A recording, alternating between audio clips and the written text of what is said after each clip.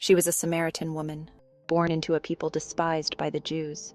Her whole life she carried that label: less than, unworthy, unwanted.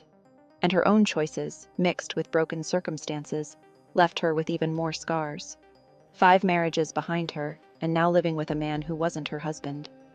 In a culture where a woman's value was tied to her reputation, she had none.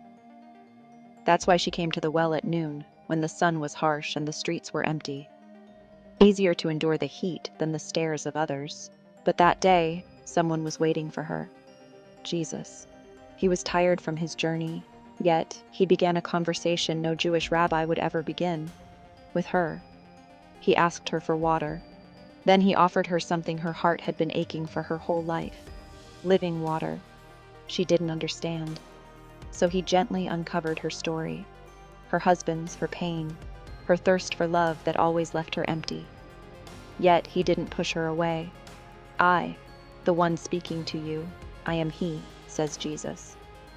The Messiah, the Savior, spoke first not to the rich, not to the powerful, but to a woman everyone else had written off. And in that moment she was changed. She left her jar, the very reason she came, and ran back to the town she had been avoiding. Come, see a man who told me everything I ever did. Could this be the Messiah? Says the Samaritan woman. And because of her testimony, many believed. The woman at the well proves something we all need to hear. Your failures do not define you, and your shame is not greater than God's grace. The very place of her brokenness became the platform of her testimony, and it can be the same for you. Jesus does not just expose the empty places, he fills them. He takes the thirst you've been trying to satisfy in all the wrong wells and turns it into a fountain of life.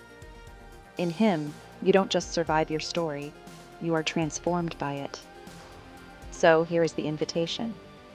Will you keep carrying the jar that never satisfies, or will you set it down and drink the living water that only Christ can give?